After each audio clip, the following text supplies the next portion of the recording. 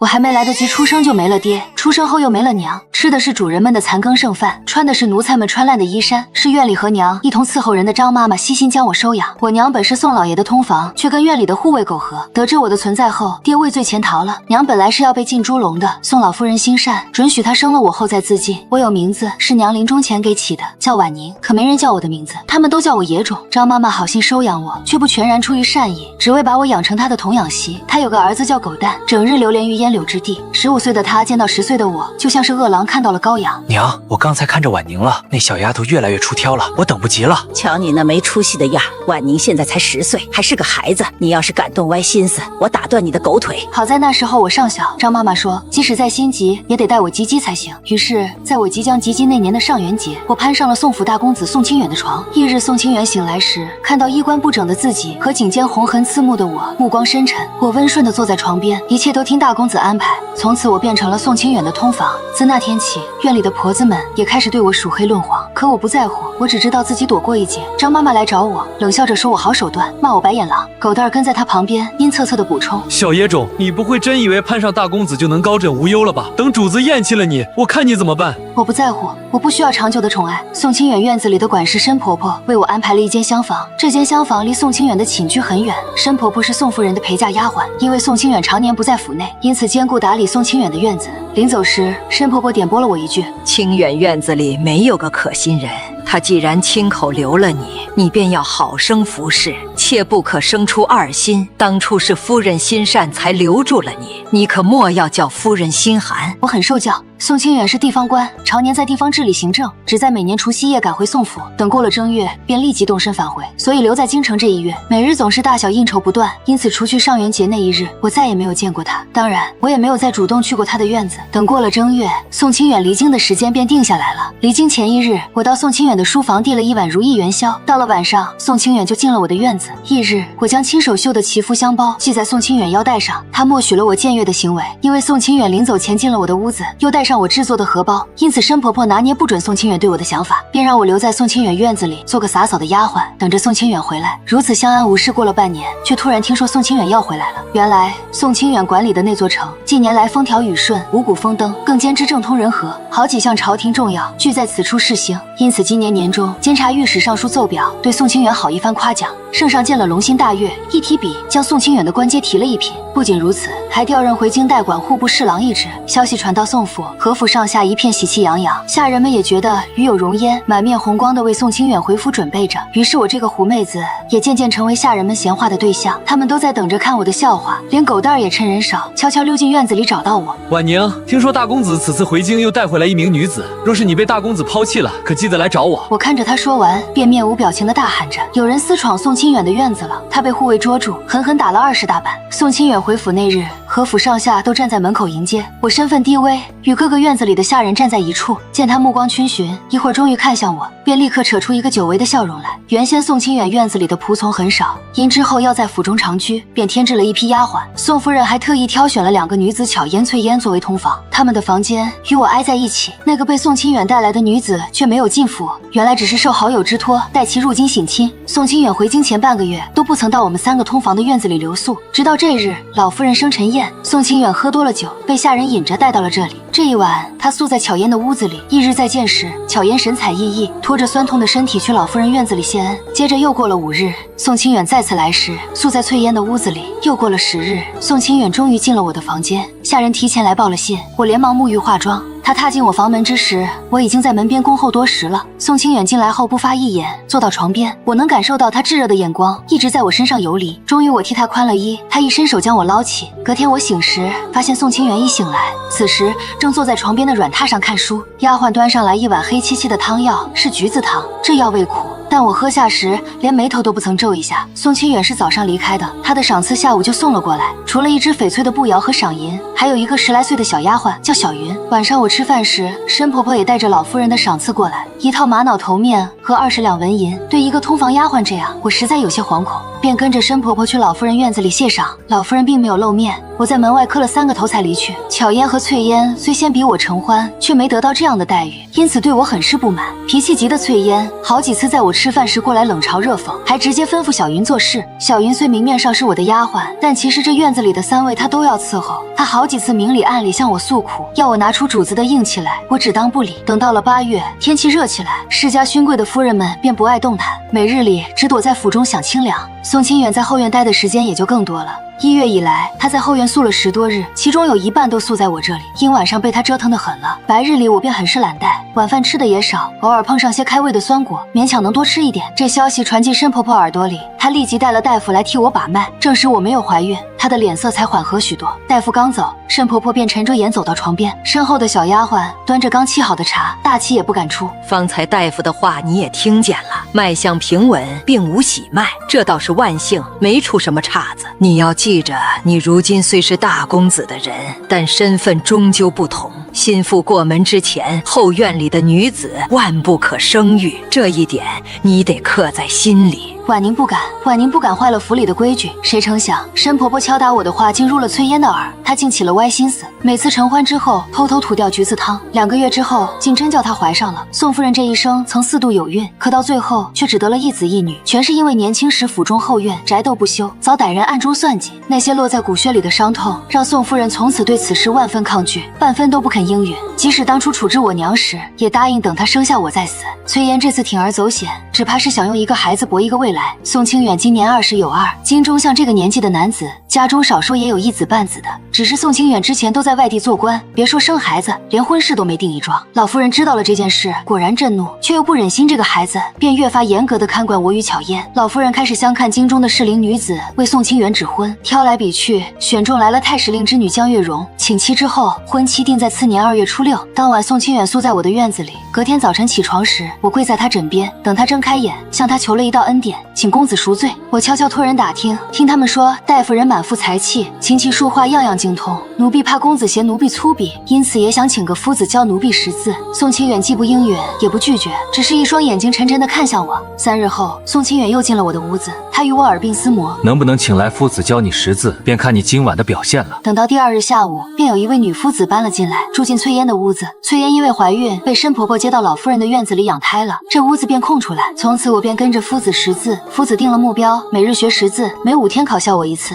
我认字认得极快，夫子一开始每日教我10字，后面便每日教我20字。3个月后，我已认识将千余字。虽然认字认得快，但我写的字却极丑。练了3个月，我每日练习都在1个时辰以上，写出来的字还是不堪入目。上元节时，宋清远来我屋子里时，我正在练字，他见了我的字，忍不住爆发出一阵大笑，连眼泪也差点笑出来。我羞臊地夺回那张纸，脸红得像猴子的屁股，想反驳，却不知道如何反驳，却不想宋清远将我带到书案前，把我圈在怀里，他的手包住我的手，竟一笔一画地带着我在纸上游走。宋清远身上带着香，那香熏得我的脸更红了。等过了正月，离宋清远的婚期就近了，何府上下为了下旬的大喜日子忙活着，宋清远也整日参加京中子弟的聚会，也有一些地方上的好友听闻他大婚，特意来寻他的。因此整个2月我没见过他一面。迎亲那日，我和巧言也跟着下人们一起观礼，听申婆婆喜洋洋地唱：1拜天地，天长地久；2拜高堂，四季安康；夫妻对拜，百年恩爱。等拜完堂，我和巧言被安排到新娘子的房间里陪着她。我嘴笨，不敢多说，新娘子大概害羞，话也少。3个人里全靠巧言活跃气氛。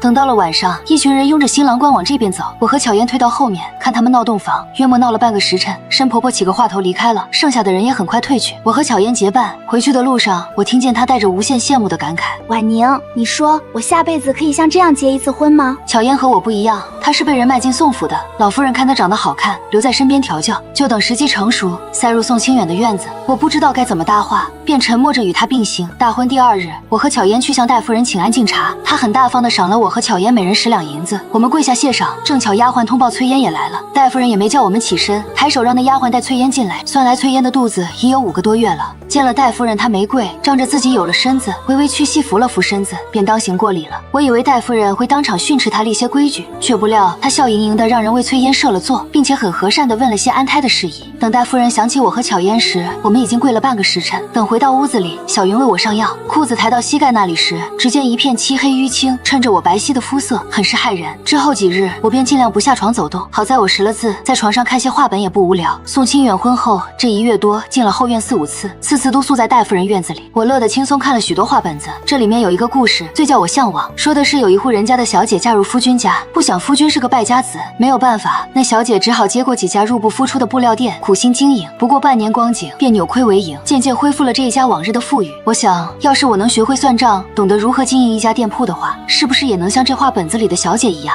自己赚钱，不再仰人鼻息？我正出神想着，冷不听见有人问：“在想什么呢？”我脱口而出：“在想赚钱的事情呢。”我说完，便立刻回神，果然见宋清远出现在我屋子里，此时正一脸好笑地看着我，问我是不是被克扣了俸银，怎么突然想要赚钱？我便将画本子的故事说给他听，他听完也很惊叹于这位小姐的才智。晚上内事结束后，宋清远抱住我，问我这几日的功课。我此时已是累极，被他硬拉着聊天，半合着眼敷衍回答他的问题，大抵是我表现得明显了。他起了玩心，捏住我的鼻子，我换不了气，难受地睁开眼睛，见他一双眼十分清明，听见他慢悠悠说：“你若想学些管家之道，明日起便帮着申婆婆一起管些账吧。”哪里有通房丫鬟学习管家的规矩？我担心戴夫人以这件事挑我的错处，便摇头拒绝了。他的脸色突然沉下去，既然你不愿意，那便算了吧。说完这句话，他便背对着我躺下，我伸手从后面抱住他的腰，几乎下一瞬，他转过身来将我拥在怀里。我听见他叹了一口气，我的睡意上来，渐渐合上眼睛，半梦半醒间，好似听到有人轻叹：“我该拿你怎么办？”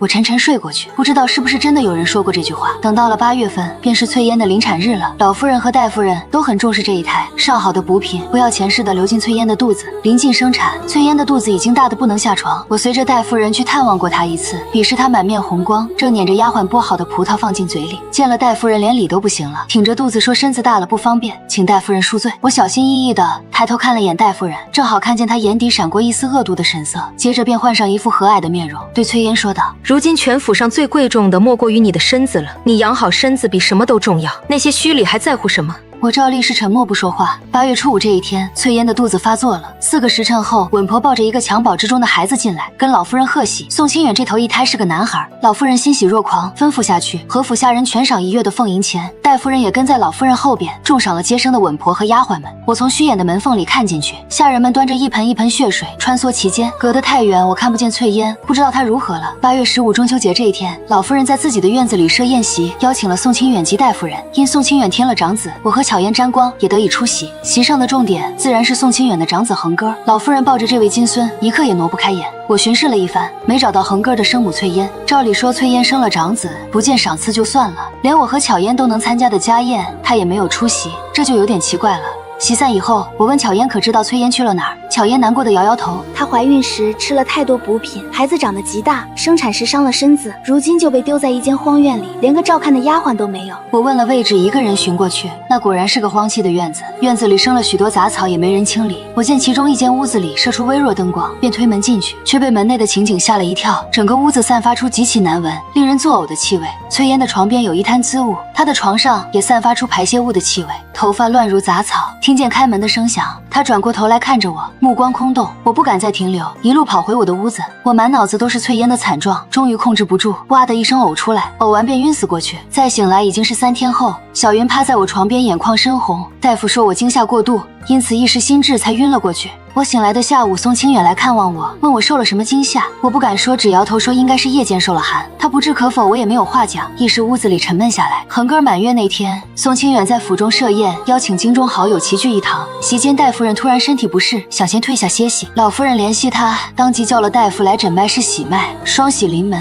宋清远被同僚灌了许多酒，晚上在床榻缠绵时，他带着酒气对我说：“我们也要个孩子吧。”我被这句话吓得一滞，他敏锐地察觉到，停下动作问我：“你在怕什么？”我不敢说，主动亲上去掩饰内心的慌乱。第2日，那婢子汤果然不再送了。3个月后，我的癸水也停了，我只觉得惶恐，开始频繁地做梦。一开始是娘亲、王妈妈、柳哥，他们或笑或哭的在我梦里走一遭，然后是翠烟。我的肚子越来越大，我的脸却逐渐消瘦下去。小云想着法子让我吃饭，我却一点胃口都没有。有一次吃得多了，夜间也全部呕出来。有一次我又做了噩梦，当我从梦中惊醒的时候，半明半暗间看见宋清远站在我的床前，他逆着光，我看不太清表情，但我听到他沉重的开口：“你梦见了什么？”我不敢说。夜间安寝时，我睡不着，睁着眼睛过了半宿，却突然听到身边的人开口：“别怕，我在。”我连忙闭上眼，装作睡熟的样子。我的肚子5个月时，戴夫人生了，是个男孩。等到肚子9个月大时，我已经不能下床了，稳婆就睡在我旁边的厢房，随时待命为我接生。终于这一日，我的羊水破了，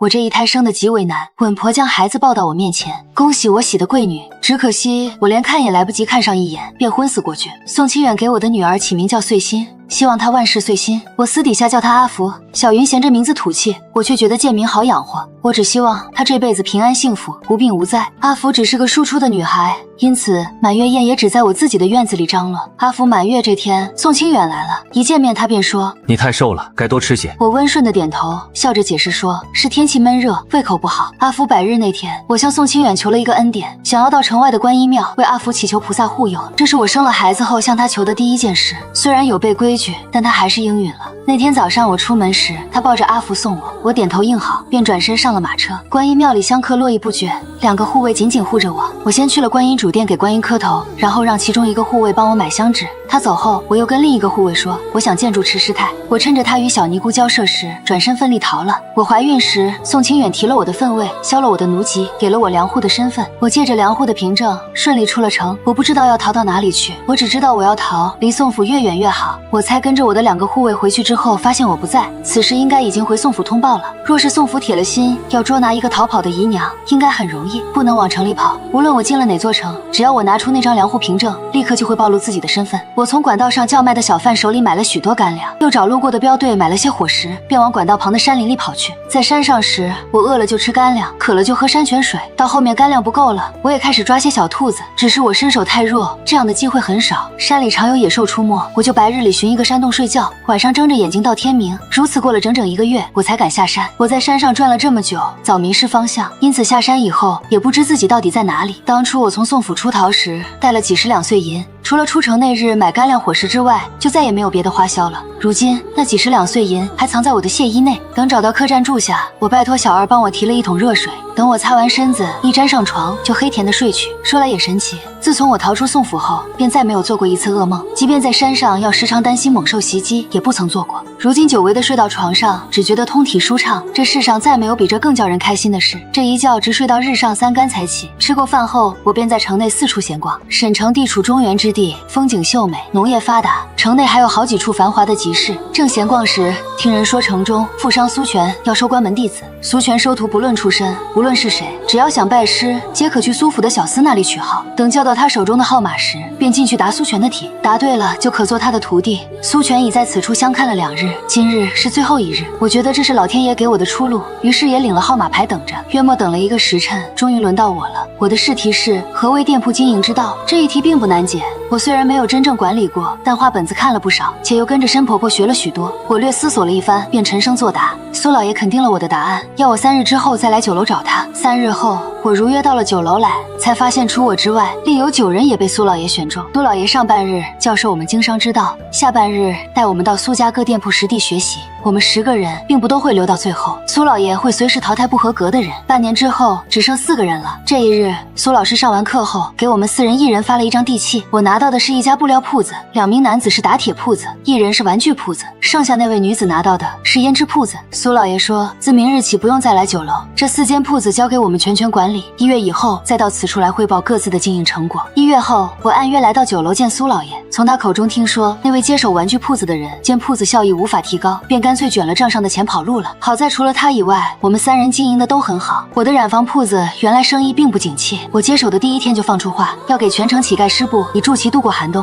再加上说书先生尽力的宣传，铺子打响了名号。现如今铺子里每日接待客人不少于20，每日进账不低于5两银子。胭脂铺子本身效益就好，接管的那名女子名叫沈慧，她另辟蹊径，找到一位极善调香的师傅，花半月研制出一款特殊的管状的纯脂，一时间很受沈城女子贵妇的喜爱，真正做到了一管难求。接管打铁铺子的男子叫王良，他虽然在商品样式上没有创新，但他与军营合作，以极低的价格与军营谈成了一笔单子，利润虽小，架不住量大，薄利多销，打铁铺子的生意也扭亏为盈了。如此，我们3人算是通过审核，正式拜入苏老爷门下了。这之后的3年，我便一边管理店铺，一边跟着苏老爷学习。3年时间，我管理的铺子从一间布料铺子到全城所有的染料坊，管理的人数从从一开始10来人到如今的500余人，这中间还发生了一件事，那是我来到省城第1年，官府照例清查全城居住人口，查到我这里时，我的那张假户籍证明被查出来，苏老爷替我遮掩下来，我便向他坦白了我的真实身份，他替我办了一张新的户籍证明，苏是苏老爷的苏，我不知道母亲姓什么，便用苏老爷的姓做我的姓了。又过1年，苏老爷故去，临终前将苏家的产业托付给我，自此我直接管理苏家遍布全国的酒楼。沈慧除了胭脂铺子和首饰铺以外，接管了我原先负责的染布坊和成衣铺子。王良除了打铁铺子和玩具铺子以外，还负责苏家其他的铺子，如茶肆、赌坊、鞋铺等尚在起步阶段的铺子。在我们3人齐力经营下，1年后的苏家已经变成省城第1富商，全国第3富商。我苏婉宁的名字也随着苏家的产业而声名远播。终于，我接到一封来自京城的邀请信，这封邀请信由时任户部尚书的宋清远亲笔所写。近年来，边关战事不休，为支持保障前线军队的供给，国库已被掏空大半。此次朝廷邀请全国10大富商齐聚，就是为了筹集军饷。出发前夕，沈慧来找我，他问：“你真的想好了要去京都见故人吗？”我点头。我苏家产业多在江南一带发展，北边一直不能进入，尤其是京都地界，历来由世家大族握在手里，铜墙铁壁一般根本插不进去我的产业。我此次入京，一则为救国捐钱，二则也是为苏家产业入京寻一个机会。他接着说：“你可要想清楚了，此次进京与之前不同，你会和宋清远相对而坐。你可能面对……”我淡淡的说，无论发生什么，我会以平常心对待，以平常心对待。离开沈城时说的话言犹在耳，却没想到我进京第1天就碰见阿福和宋清远。马车突然颠簸了一下，我被撞得东倒西歪。马车夫在外面告罪，说有一个小孩在马路上乱跑，差点被疾驰的马车撞上。好在车夫及时拉住马鞍，马蹄高高扬起，缓缓落下，堪堪停在那小孩面前1臂距离处。我下车一看，那小孩约莫5、6岁的模样，生得唇红齿白，扎了2个丸子头，穿一身红彤彤的袄子，很像是贴纸上的年画娃娃。我一见他便心生怜爱之心，我走过去蹲下来问他问是哪家的小孩，是不是和家里人走散了，怎么一个人在马路上乱跑。那小孩眼睛滴溜溜的转，好似在考虑要不要回答我的问题。我见他思索的样子十分可爱，不舍得转开视线，便见那小孩眼睛突然亮起来，一边喊着爹爹，一边往远处跑过去。我循着他的身影望过去，只见一个身影将那小孩抱起来，那身影不仅高大而且熟悉。我正思索着是现在默默离开，还是等那个人过来与我道谢时，那人已经走近了，是宋清远。想了想，一个逃跑5年的姨娘应该不会有人记得，我便打算后退一步，以苏婉宁的身份拜见户部尚书宋清远大人。只是我的脚刚抬起来，就被那人捉住手腕，语气急迫：“你又要去哪里？”看来他并没有忘记我。我心下叹口气，就着他捉住我手腕的姿势弯腰行了个礼，讨明苏婉宁见过宋大人。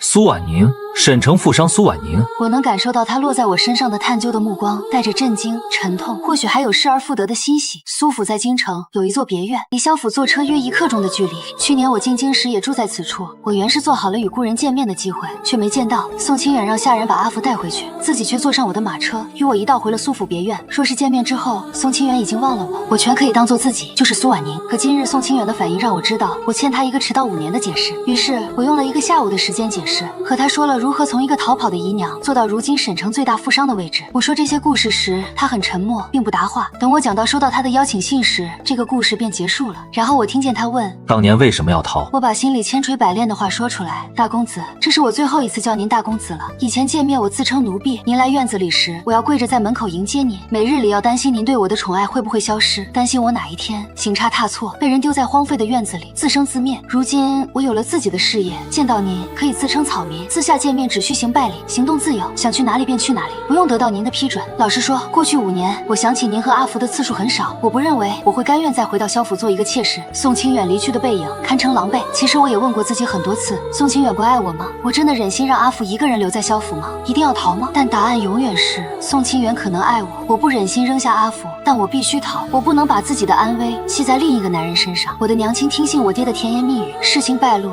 反被我爹抛弃，巧言自大的认为有了孩子就可以高枕无忧，结果在荒原里那样难堪的死去。在深宅大院，仅凭一个男人的爱是不够的，因为你根本不知道什么时候这份爱会被收回。与其每日惴惴不安、担惊受怕，不如放手一搏，为自己搏一个光明的前途。所幸我赌对了，我逃离京城，在沈城遇到贵人，我有了自己的事业，我可以自己保护自己，不再仰人鼻息，为3日后的富商大会做准备。